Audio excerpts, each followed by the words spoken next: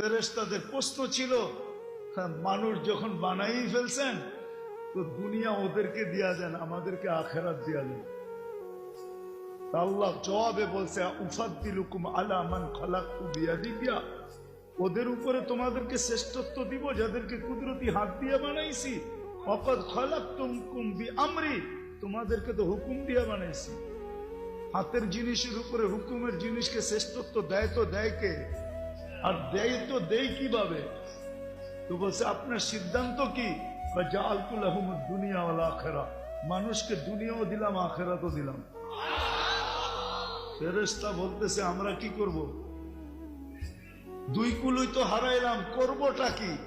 আল্লাহ বলে, আনতুম তাবউন লাহুম তাস্তাখদিমুনাহুম, তোমরা মানুষের সেবা করবে, সেবা।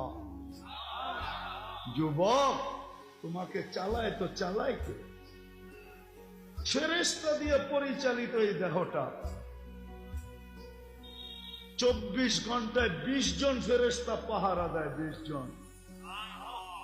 হাড়ের উপরে এক ফেরেশতা বৈশা হাটকে 5 করে 5 চাপ দেয়, রক্ত বাহির হয়ে যায়, ছেড়া দেয় আবার ভিতরে যায়।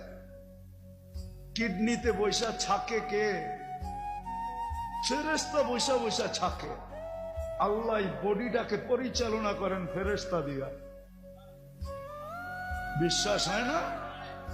না, মনে হয় না, ঠিক না?